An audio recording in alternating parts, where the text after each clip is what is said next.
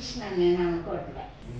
నాన్నగారు గొప్ప రైటర్ కనుక ఆయన రచన సజీవంగా నిలిచింది అని నేను అనుకుంటాను. అంత గొప్ప డైలాగ్ రాశారు, ఆ మాట చెప్పండి. ఇప్పుడే అందరిలో అంటే డైలాగ్ గోళీ మాట. నాన్నగారు అంత పేరు తెచ్చుకోవాలి, బాగుండాలి అని.